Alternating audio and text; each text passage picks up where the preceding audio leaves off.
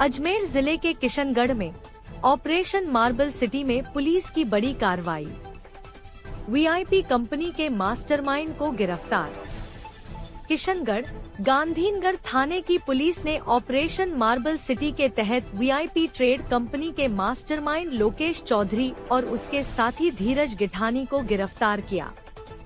दोनों आरोपियों पर 25 से 25,000 रुपए का इनाम था। यह दोनों आरोपी बाइनेंस वॉलेट ऐप के माध्यम से यूएसडीटी के लेन देन में संलिप्त थे। वीआईपी कंपनी के खिलाफ विभिन्न पुलिस थानों में 31 मामले दर्ज किए गए हैं। आरोपियों ने फर्जी ट्रेडिंग कंपनियों का संचालन कर आम लोगों से अधिक लाभ का वादा करके कई करोड़ रुपए की धोखाधड़ी की। आरोपियों ने जयपुर, मुंबई, दिल्ली, अहमदाबाद, सूरत जैसे शहरों में धोखाधड़ी की। पूर्व में कैशियर बलवीर वैष्णव और सहायक नरेंद्र उप्पल को भी गिरफ्तार किया गया है। अब तक कुल 4 आरोपियों को गिरफ्तार किया जा चुका है।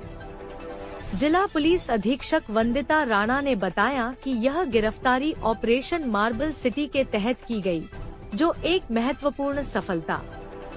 पुलिस टीम में थानाधिकारी Sanjay Sharma, head constable Raju Ram, constable Ramniwas का रहा विशेष योगदान। खबर राजस्थान, जो दिखाता है जमीनी हकीकत। देखते रहे खबर राजस्थान, जहां हर खबर आप तक हुई।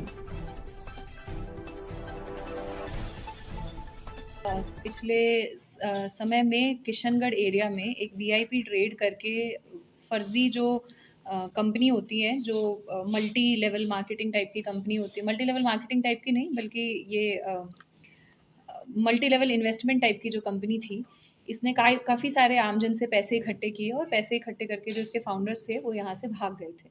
इसमें 31 एफआईआर किशनगढ़, मदनगंज और गांधीनगर थाने में मिला के दर्ज हैं आज की तारीख में। और इसमें जो मुख्य आरोपी था, 2 मुख्य आरोपी हैं जिनको आज गिरफ्तार किया गया है। एक का नाम लोकेश चौधरी है, एक का नाम धीरज गिठानी है। ये काफ़ी समय से हमारी टीम इनको ढूंढने का प्रयास कर रही थी और टीम ने काफ़ी मेहनत करके और काफ़ी मल्टीपल प्रदेशों का ये ऑपरेशन था और पिछले कई महीनों से इसके पीछे पीछे चलते हुए आज ये सफलता हाथ लगी है। इनके ऊपर 25-25 हज़ार का इनाम भी किया हुआ था इनकी क्राइम को देखते हुए। दोनों के मैम रोल क्या थे और कहाँ इन दोनों ने फरारी काटी थी? रोल के बारे में हम बात करें तो जो ये लोग हैं ये मेन फाउंडर थे। इसमें जो ये लोकेश चौधरी है, ही वाज द मास्टरमाइंड। इन लोगों ने कंपनी बनाई जिसका नाम वीआईपी ट्रेड रखा। तो पहली चीज़ तो ये है कि एक्चुअली कोई कंपनी है नहीं, ये पूरी तरीके से एक फ्रॉड, इन्होंने एक छलावा क्रिएट किया। वीआईपी ट्रेड नाम की कोई कंपनी कहीं पर जेन्युइनली रजिस्टर्ड नहीं है। उसके बाद इन्होंने जो एक प्रमोशनल प्रेजेंटेशंस हैं और जो मटेरियल है वो क्रिएट किया और उस मटेरियल के अंदर इन्होंने इस तरीके से लोभ दिया लोगों को कि अगर आप आज पैसे लगाएंगे तो वो साल भर में 2 साल में आपको दुगने तिगने होकर मिल जाएंगे और महीने का 8 से 12% का आपको इसमें ब्याज मिलेगा। और जब सिक्योरिटी के रूप में ये खाली चेक या फिर किसी ज़मीन का जो है वो सौदा करके लोगों को देते थे।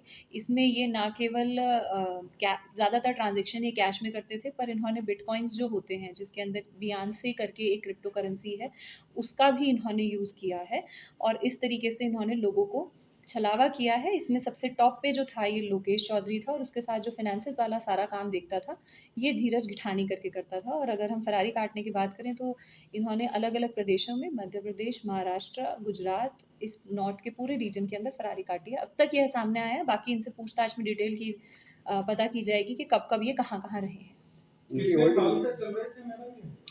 ये जो कंपनी है वीआईपी ट्रेड वाली, ये है लगभग 1 से 1.5 साल से एक्टिव, लगभग 1 साल से एक्टिव थी। पिछले 6 महीने से तो ये जब से पुलिस ने मैं इसमें ये मेंशन करना चाहूँगी कि हमारे कॉग्निजेंस में जब ये मैटर आया तो पुलिस ने प्रोएक्टिवली इसमें लोगों को समझाइश करके और तब मुकदमे दर्ज कराए और उसके बाद ये पूरा का पूरा एक्सपोज हुआ और एक्सपोज होने के बाद ये लोग यहाँ से फरार हुए। मैडम टोटल कितने इसमें पीड़ित लोग हैं और पहली एफआईआर कब दर्ज हुई थी? इसमें जो टोटल मैंने आपको जैसे बताया अब तक 31 मुकदमे दर्ज हैं और पीड़ितों की संख्या है वो उससे कहीं ज़्यादा है। और जो पहली एफआईआर है वो फरवरी में दर्ज हो गई थी जी। और भी कोई है? कितने करोड़ का लेन देन हो गया? ये काफ़ी मल्टीपल करोड्स के अंदर हम बात कर सकते हैं कि 10 से 15 करोड़ कम से कम जी। 200 करोड़ की बात आई है सामने आने अभी 200 करोड़ तो एक तो मैं ये कहना चाहूँगी कि अभी अनुसंधान का विषय 200 करोड़ जैसे नंबर पे पहुँचने के लिए हमारे पास सफिशिएंट एविडेंस अभी नहीं है। हम सभी लोगों से कैलकुलेट करके किसने कितने पैसे लगाए हैं और कई बार पैसे जो रिटर्न हुए हैं उन सभी चीज़ों को कैलकुलेट करके एग्जैक्ट अमाउंट जो है वो कैलकुलेट कर रहे हैं। और अब ये जब हमारे सामने आ गए हैं तो ऐसा भी हो सकता है कि जो कई पहलू जो अब तक हमारे सामने नहीं आए थे वो इनसे पूछताछ के बाद हमें क्लियर होंगे। और जहाँ तक रिकवरी की बात है वो अनुसंधान के बाद सर्टेनली इन्होंने ये जो पैसे लिए हैं ये किन चीज़ों में डाले हैं उसके आधार पर इनसे रिकवरी भी की जाएगी। और जो नए कानून है उसके अंदर जो प्रोसीड्स ऑफ क्राइम है उसको कुर्क करने का प्रावधान भी है और वो प्रावधान भी अमल में लाया जाएगा। नेटवर्क राजस्थान में किशनगढ़ के अलावा कहाँ रहा इनका? ये अभी तक जितनी अनुसंधान में बात आई है ये किशनगढ़ में ही कॉन्सेंट्रेटेड रही है। ये जो लोकेश चौधरी है ये किशनगढ़ का ही नेटिव है, इधर ही रहता था, तो इसी एरिया के लोगों को इसने अपने इस पूरे जाल में फंसाया है। कुछ राजनेताओं का नाम आ रहा है मैडम इसके अंदर के राजनेताओं की सरपरस्ती थी। और आपकी जो पहली एफआईआर के बाद पुलिस एक्टिव कौन से महीने में हुई थी मैडम? एफआईआर जैसा कि मैंने आपको कहा कि एफआईआर दर्ज ही पुलिस के एक्टिव होने पर हुई है। पहली चीज तो ये है, तो जब से एफआईआर दर्ज होने से पहले से पुलिस एक्टिव हो गई थी, दर्ज होने का इंतजार पुलिस ने नहीं किया था। एक चीज ये है। दूसरी चीज ये है कि बाकी सारा अनुसंधान जो है वो जारी है और अनुसंधान के बाद ही किसी के ऊपर भी आरोप प्रत्यारोप लगाए जा सकते हैं। ये मेन आरोपी थे, इनको आज गिरफ्तार किया गया है, इनसे अनुसंधान किया जाएगा और जिसकी भी जैसी भी भूमिका आएगी उसके खिलाफ कार्रवाई की जाएगी। कोई राजनेता नहीं है आपके हिसाब से? मैंने ना इधर ना उधर कोई भी स्टेटमेंट नहीं दिया। मैंने कहा है कि अनुसंधान का विषय है। किन किन लोगों के माध्यम से एफआईआर दर्ज कराई? जैसे व्यापारी भी हैं, बिजनेसमैन भी हैं और भी कोई है? 31 एफआईआर दर्ज हैं। जो भी परिवादी आए हैं उनकी एफआईआर जो है वो अलग अलग तरीके से दर्ज हुई है। पकड़ा कहाँ से मैडम इनको? सूरत से। धीरज और लोकेश मुख्य हैं या और भी अभी इसकी टीम बाकी है? इसकी और भी हम ये आशा करते हैं कि और भी ये जितना भी इनका पूरा का पूरा जो